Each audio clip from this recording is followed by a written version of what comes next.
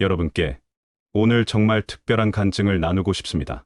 68세 이장우 형제님과 65세 김영희 권사님 부부의 이야기입니다. 듣는 내내 눈물이 멈추지 않았고 기도라는 것이 얼마나 놀라운 힘을 가지고 있는지 새삼 깨닫게 되었습니다.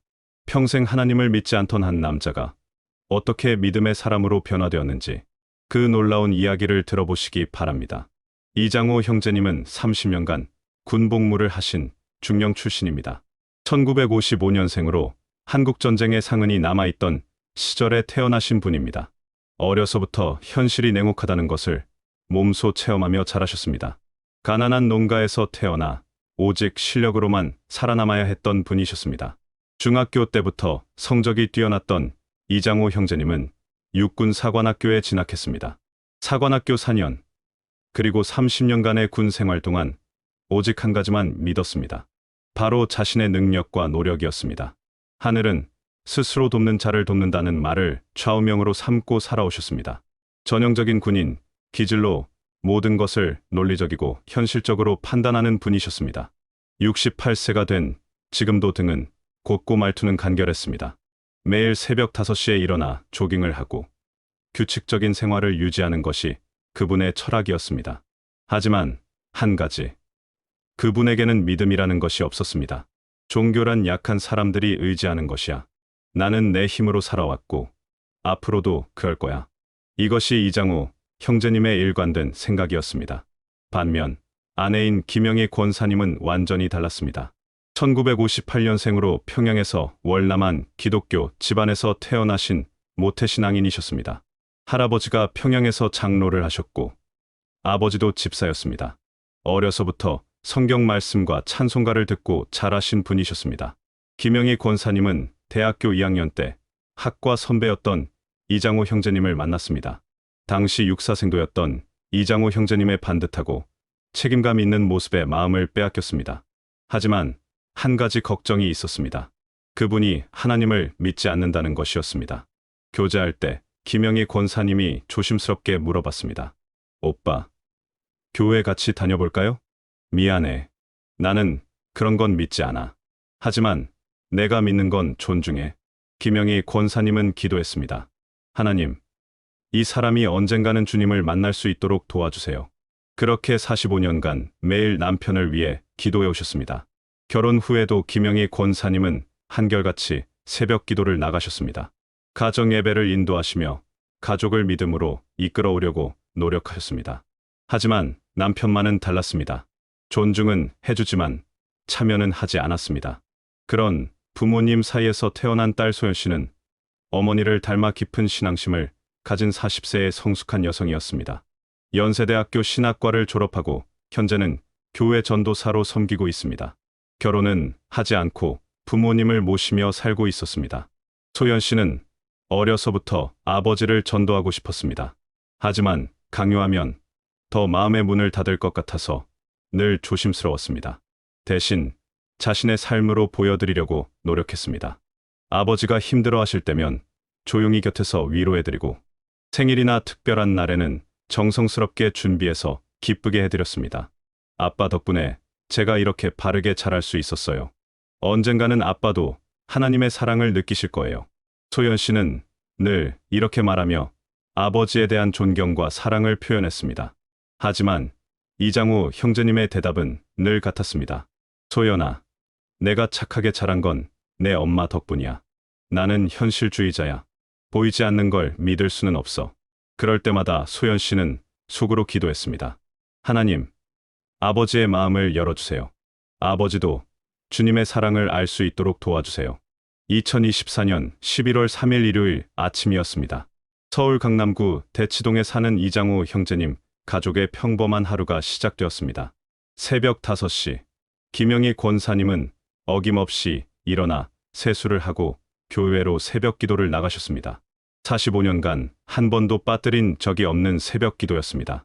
이장우 형제님은 아내가 나가는 소리에 잠깐 눈을 뜨시고는 다시 잠이 드셨습니다. 오전 7시, 새벽 기도를 마치고 돌아온 김영희 권사님은 평소와 다름없이 아침 준비를 하기 시작했습니다. 남편이 좋아하는 된장찌개와 계란말이, 그리고 김치를 준비하셨습니다. 딸 소연 씨도 일어나서 어머니를 도왔습니다. 엄마, 오늘 날씨가 참 좋네요. 오후에 아버지와 함께 남산 산책 어때요? 그래, 좋은 생각이다. 요즘 아버지가 운동 부족이신 것 같아. 모녀가 이런 대화를 나누고 있을 때였습니다. 이장우 형제님도 일어나서 거실로 나오셨습니다. 여보, 잘 잤어요? 응. 오늘 뭐 특별한 계획 있나? 소연이가 오후에 남산 산책하자고 하는데 어때요? 그래, 좋지. 날씨도 좋고 평범한 일요일 아침 대화였습니다. 그때까지는 그 누구도 몇 시간 후에 일어날 일을 예상하지 못했습니다. 오전 8시 30분. 아침 식사를 마치고 가족들이 각자 할 일을 하고 있을 때였습니다. 김영희 권사님은 설거지를 마치고 점심 준비를 위해 냉장고를 열고 계셨습니다. 갑작스럽게 짧은 신음소리가 들렸습니다. 엄마? 소연 씨가 부엌 쪽을 바라봤을 때 김영희 권사님이 냉장고 문을 잡고 비틀거리고 계셨습니다. 엄마, 괜찮으세요? 소연 씨가 달려갔지만 김영희 권사님은 그대로 부엌 바닥에 쓰러지셨습니다. 의식을 잃은 채로였습니다. 아버지, 어서 오세요. 엄마가. 소연 씨의 급한 외침에 이장우 형제님이 달려왔습니다. 바닥에 쓰러져 있는 아내를 보는 순간 평생 침착함을 잃지 않던 그분의 얼굴이 하얗게 변했습니다. 여보, 여보, 정신 차려. 김영희 권사님의 얼굴 한쪽이 일그러져 있었고 호흡도 불규칙했습니다. 입에서는 거품이 나오고 있었습니다. 소연아, 119에 신고해. 평생 어떤 위기 상황에서도 당황하지 않던 이장우 형제님이 처음으로 떨리는 목소리를 냈습니다. 30년간 군인으로 살면서 수많은 응급 상황을 처리해봤지만 사랑하는 아내가 쓰러진 상황은 완전히 달랐습니다. 소연 씨가 119에 신고하는 동안 이장우 형제님은 아내의 머리를 무릎에 올리고 계속 불러봤습니다. 영희야, 정신 차려. 나야. 장우야, 눈 떠봐. 하지만 김영희 권사님은 반응이 없었습니다. 구급차가 도착하기까지의 10분이 이장우 형제님에게는 10시간처럼 느껴졌습니다. 아내의 차가워지는 손을 잡고 있으면서 평생 처음으로 무력감을 느꼈습니다. 아저씨, 언제부터 이런 증상이 있으셨나요? 갑자기요. 아까까지만 해도 멀쩡했는데 일단 병원으로 이송하겠습니다. 가족분들도 같이 타세요. 구급차 안에서 이장우 형제님은 아내의 손을 꼭 잡고 있었습니다. 구급대원이 혈압을 재고 산소 마스크를 쏘아주는 모습을 보면서 현실이 믿어지지 않았습니다. 45년을 함께 살아온 영희가 이럴 수가. 강남 세브란스 병원 응급실에 도착했을 때 의료진들이 분주하게 움직였습니다. 김영희 권사님은 곧바로 응급처치실로 들어갔고 이장우 형제님과 소연 씨는 밖에서 기다려야 했습니다. 30분 후 담당 의사가 나왔습니다. 표정이 심각했습니다. 상태가 매우 심각합니다. 급성 뇌출혈입니다. 뇌혈관이 터져서 뇌압이 급격히 상승했습니다. 출혈량이 상당해서 지금 당장 수술을 해야 합니다. 수술하면 괜찮아지는 거죠? 솔직히 말씀드리면 65세라는 나이를 고려할 때 예후가 좋지 않습니다. 수술을 하더라도 의식을 되찾을 가능성이 30% 정도입니다. 그리고 깨어나더라도 심각한 후유증이 남을 수 있습니다. 의사의 말에 소연 씨가 눈물을 터뜨렸습니다. 하지만 이장우 형제님은 무표정했습니다. 너무 충격이 커서 감정이 마비된 상태였습니다. 각오는 하셔야 할 것 같습니다. 하지만 최선을 다해보겠습니다. 수술해주세요. 제발 살려주세요. 이장우 형제님의 목소리가 떨렸습니다. 평생 처음으로 다른 사람에게 제발이라는 말을 했습니다. 수술실 앞 의자에 앉아있던 이장우 형제님과 소연 씨. 수술 시간은 최소 6시간이라고 했습니다. 오전 11시에 시작된 수술은 밤늦게까지 계속될 예정이었습니다. 아버지, 괜찮으실 거예요. 소연 씨가 아버지의 어깨에 손을 올리며 위로했지만 이장우 형제님은 무반응이었습니다.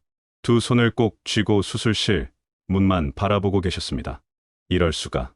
45년을 함께 살아온 영희가, 어제까지만 해도 웃으면서 이야기하던 영희가 머릿속이 복잡했습니다.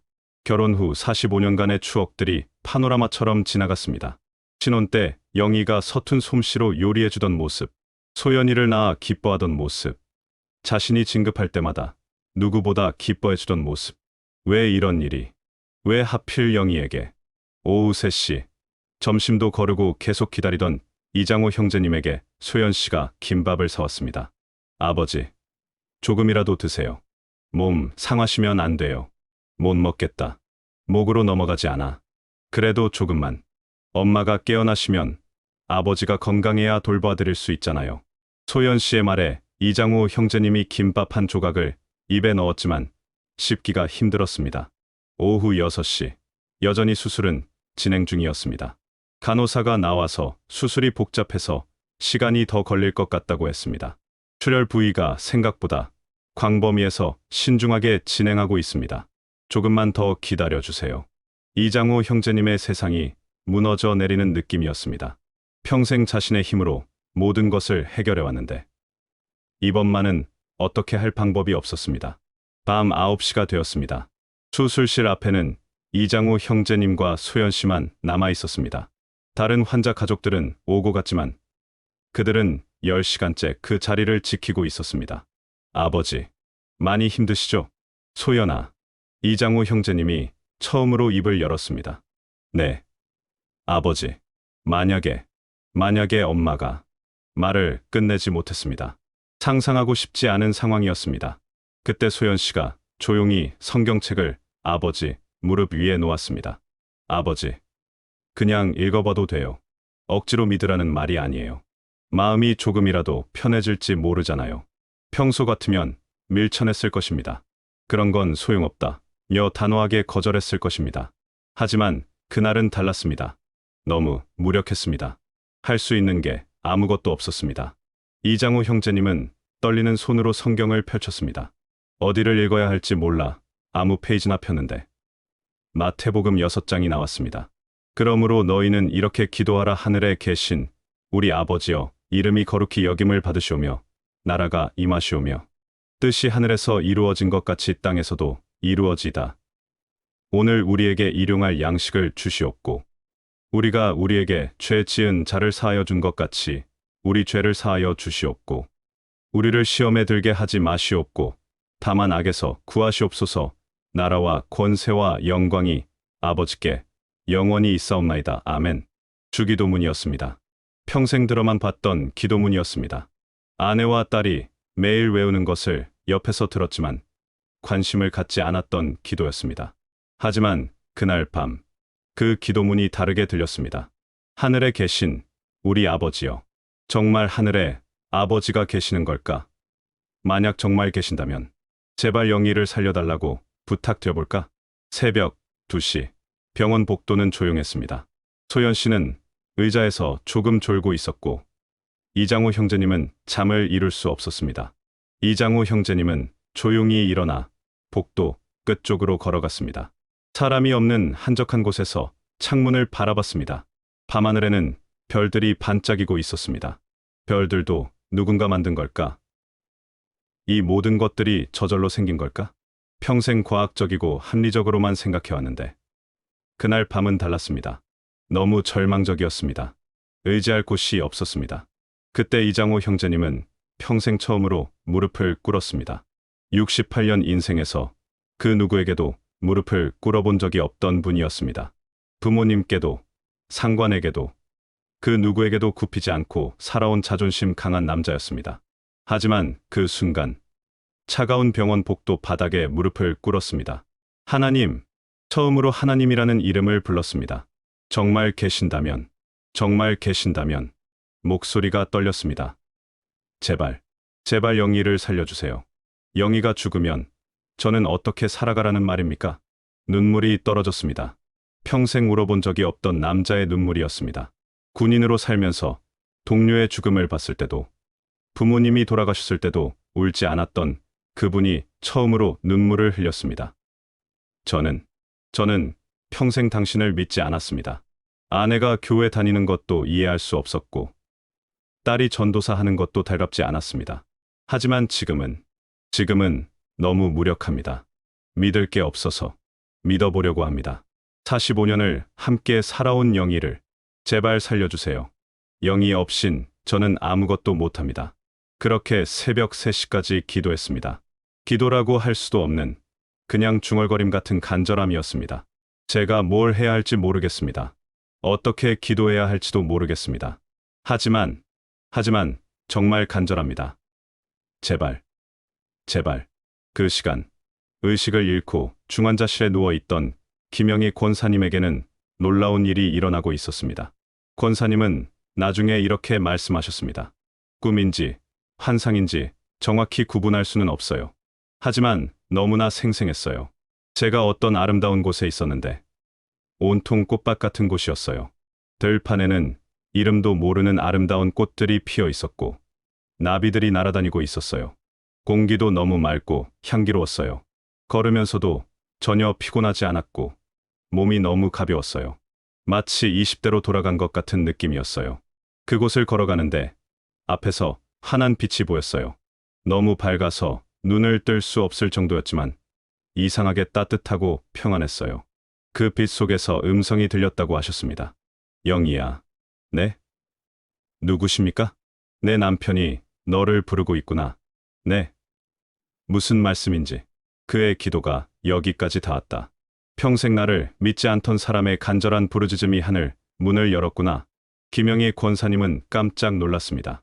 남편이 기도를 한다는 것은 상상할 수도 없는 일이었기 때문입니다. 장호 씨가 기도를 하고 있다고요? 그래. 지금 이 순간에도 무릎을 꿇고 너를 위해 기도하고 있다. 들어보거라. 그 순간 김영희 권사님은 남편의 기도 소리를 들었다고 하셨습니다. 영희야, 사람 안 줘. 당신 없인 나 아무것도 못해. 제발, 하나님, 정말 계시다면 영희를 살려주세요. 목이 메인 남편의 목소리였습니다. 45년 결혼 생활 동안 한 번도 들어보지 못한 간절한 음성이었습니다. 저, 돌아가야 해요. 장호 씨가 저를 필요로 하고 있어요. 그래, 돌아가거라. 그리고 전해주어라. 그의 기도를 들었다고. 이제 믿음의 문이 열렸다고. 네, 알겠습니다. 그런데 무엇이 궁금하냐? 저희 남편이 정말 변할 수 있을까요? 평생 완고하게 믿지 않던 사람인데 내가 할 수 없는 일이 무엇이 있겠느냐? 그의 마음에 이미 믿음의 씨앗이 심어졌다. 이제 그 씨앗이 자랄 것이다. 새벽 5시 중환자실에서 간호사가 뛰어나왔습니다. 보호자분 어디 계세요? 소연 씨가 잠에서 깨어 일어났고 이장우 형제님도 복도 끝에서 달려왔습니다. 무슨 일입니까? 환자분. 보호자가 누구십니까?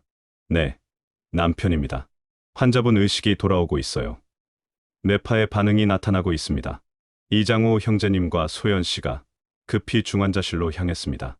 의료진들이 분주하게 움직이고 있었고 각종 모니터에서는 신호음이 울리고 있었습니다. 김영희 권사님의 눈꺼풀이 천천히 떠올랐습니다. 초점이 없던 눈동자가 서서히 또렷해지기 시작했습니다. 여보, 첫 마디였습니다. 목소리는 약했지만 분명히 남편을 부르는 소리였습니다. 영희, 정신 차렸구나. 괜찮아? 어디 아픈 데는 없어? 이장우 형제님이 아내의 손을 꼭 잡으며 말했습니다. 눈에는 눈물이 가득했습니다. 장호 씨. 기도. 들렸어요. 무슨 소리야? 기도. 하셨죠? 무릎 꿇고 우시면서. 이장우 형제님은 깜짝 놀랐습니다. 아내가 의식을 잃은 상태에서 어떻게 그걸 알 수 있단 말입니까? 새벽에 혼자 복도에서 기도한 것을 누가 봤을 리도 없었습니다. 어떻게 그걸 알아? 하나님께서 들으셨대요. 장호 씨 기도를. 담당 의사가 달려왔습니다. 환자의 상태를 점검하더니 고개를 갸우뚱했습니다. 정말 놀랍습니다.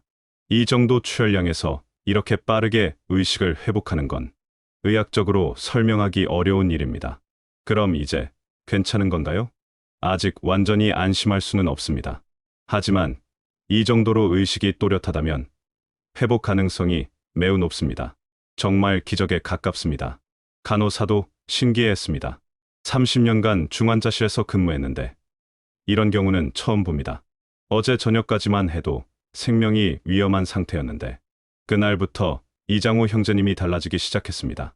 아내가 중환자실에서 일반 병실로 옮겨진 후에도 매일 병원 옥상에 올라가 기도했습니다. 처음에는 어떻게 기도해야 할지 몰라서 어색했지만 점점 자연스러워졌습니다. 하나님, 정말 계시는군요. 68년을 살면서 처음 깨달았습니다. 병원 옥상에서 바라보는 서울 시내의 모습이 예전과 다르게 보였습니다. 빌딩들, 자동차들, 사람들, 모든 것이 누군가의 계획과 섭리 안에서 움직이고 있는 것 같았습니다. 제가 얼마나 교만했는지, 제가 얼마나 바보였는지 이제 알겠습니다. 소연 씨가 아버지의 변화를 가장 먼저 알아차렸습니다.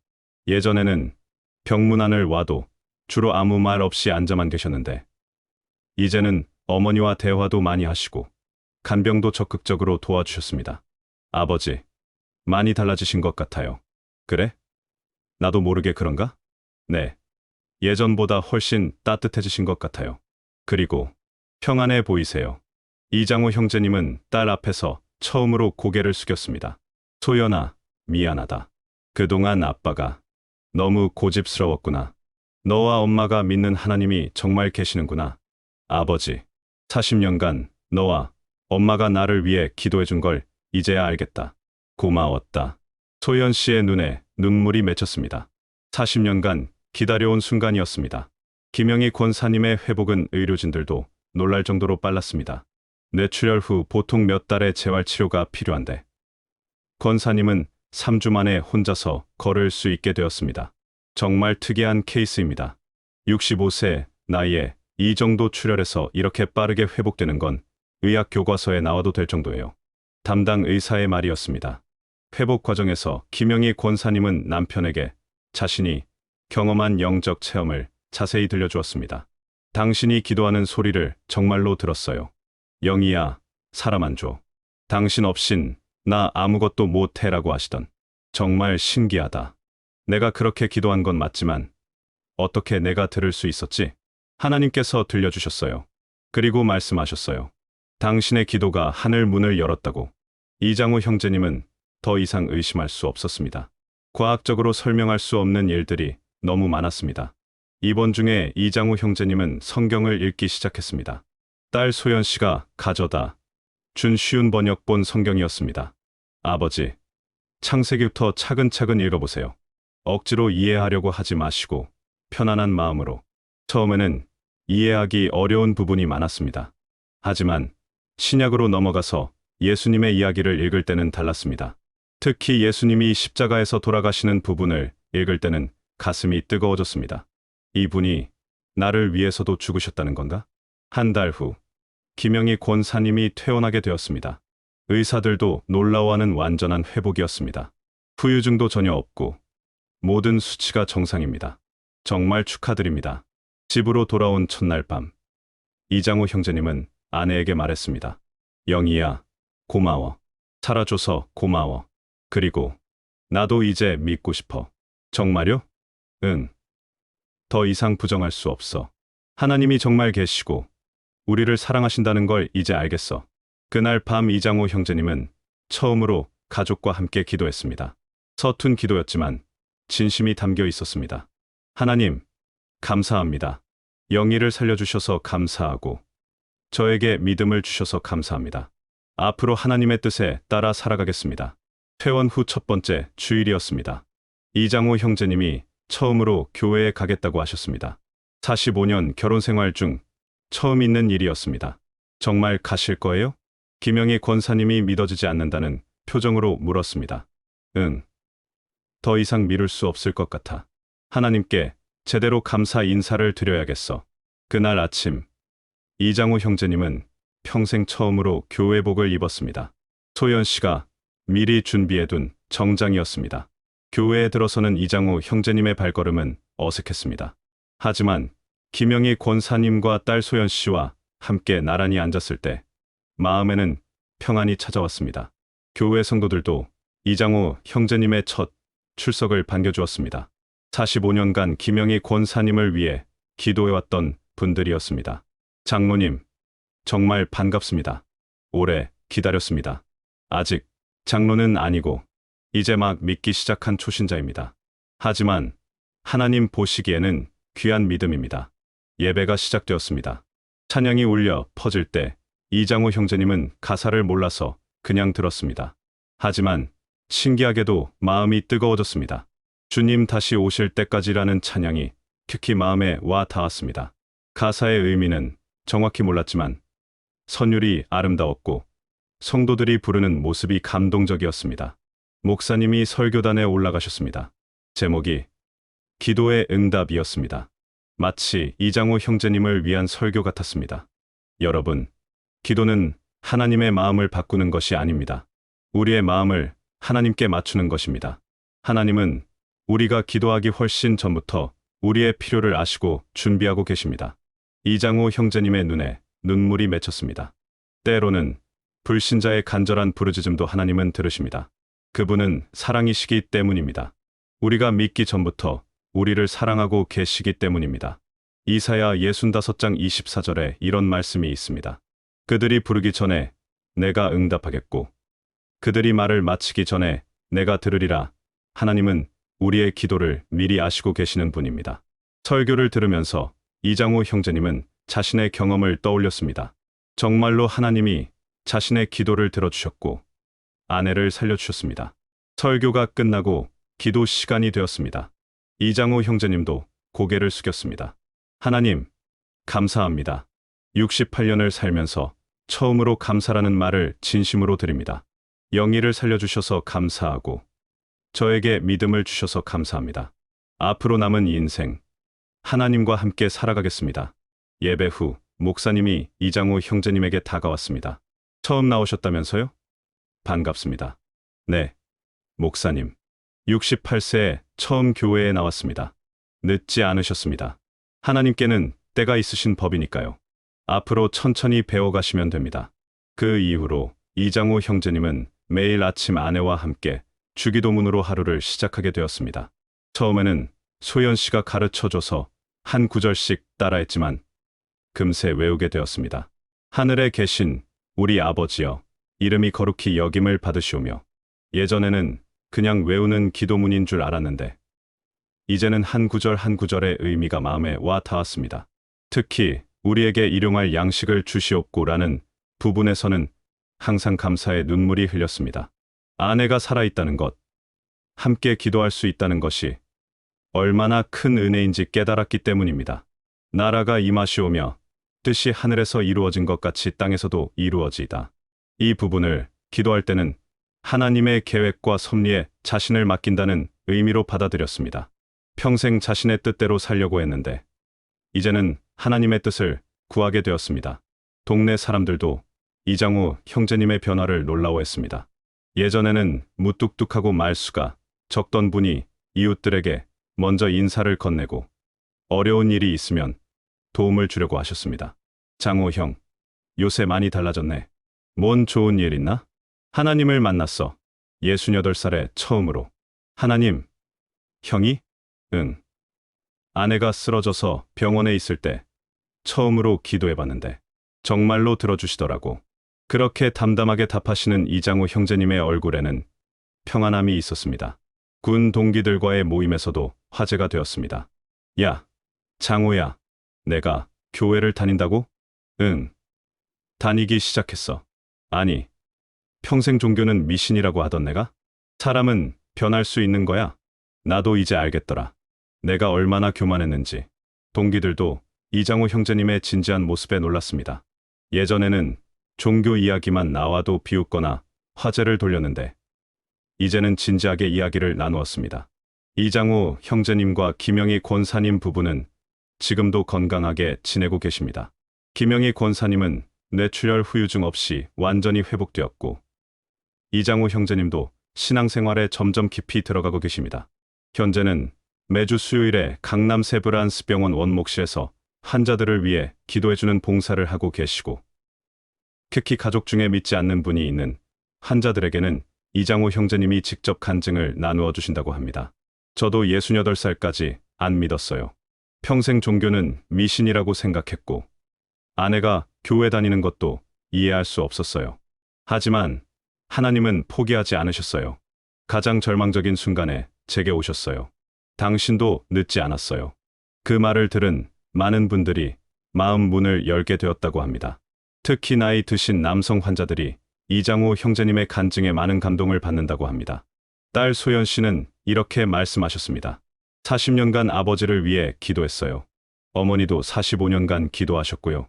때로는 포기하고 싶을 때도 많았어요. 아버지는 평생 안 믿으실 거야 라고 생각한 적도 있었어요. 하지만 끝까지 기도했더니 하나님께서 가장 완벽한 때에 응답해 주셨어요. 기도는 정말 놀라운 것 같아요. 이장우 형제님은 작년에 세례를 받으셨습니다. 69세의 나이에 받은 세례였습니다. 세례식 날 가장 기뻐한 사람은 김영희 권사님이었습니다. 45년을 기다렸는데 이제야 정말 한 가족이 된 것 같아요. 현재 이장우 형제님은 교회에서 새가족부 교사로 섬기고 계십니다. 늦은 나이에 믿게 된 분들의 마음을 누구보다 잘 이해하시기 때문입니다. 저도 68년간 믿지 않았으니까 안 믿는 분들의 마음을 잘 알아요. 억지로 믿으라고 하면 안 돼요. 사랑으로 기다려주고 꾸준히 기도해주는 게 중요해요. 여러분, 이 간증을 들으면서 어떤 생각이 드셨나요? 혹시 여러분 가족 중에도 아직 믿지 않는 분이 계신가요? 부모님이나 남편, 아내, 자녀 중에 아직 교회에 나오지 않는 분이 있나요? 포기하지 마세요. 하나님의 때가 있습니다. 이장우 형제님처럼 평생 믿지 않던 분도 하나님은 포기하지 않으셨습니다. 가장 절망적인 순간, 가장 무력한 순간에 하나님께서 찾아오셨습니다. 김영희 권사님과 소연 씨처럼 45년간, 40년간 포기하지 않고 기도한 결과였습니다. 때로는 평생 안 믿을 거야 라고 포기하고 싶었을 때도 있었겠지만 끝까지 기도했기 때문에 이런 놀라운 역사를 체험할 수 있었습니다. 기도하세요. 끝까지 기도하세요. 여러분의 기도는 하늘에 상달되고 있습니다. 보이지 않는다고 응답이 없는 것이 아닙니다. 하나님께서는 가장 좋은 때에 가장 좋은 방법으로 응답해 주실 것입니다. 주기도문을 다시 한번 생각해 보세요. 예수님이 직접 가르쳐 주신 기도입니다. 그냥 외우는 기도가 아니라 우리의 삶이 되어야 할 기도입니다. 하늘에 계신 우리 아버지라고 부를 수 있는 것이 얼마나 큰 특권인지 생각해 보세요.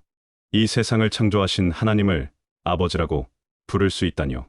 일용할 양식을 주시옵고라고 기도할 때 오늘 하루도 하나님이 공급해 주실 것을 믿고 감사하는 마음을 가지세요. 밥 한 끼, 숨 한 번 쉬는 것도 모두 하나님의 은혜입니다. 우리가 우리에게 죄 지은 자를 사하여 준 것 같이 우리 죄를 사하여 주시옵고. 이 부분은 정말 중요합니다. 용서하는 마음이 없으면 우리도 용서받을 수 없습니다. 이장우 형제님도 평생 하나님을 믿지 않은 죄를 용서받으셨듯이 우리도 다른 사람을 용서해야 합니다. 혹시 여러분 중에 이장우 형제님처럼 아직 믿지 않는 분이 계신가요?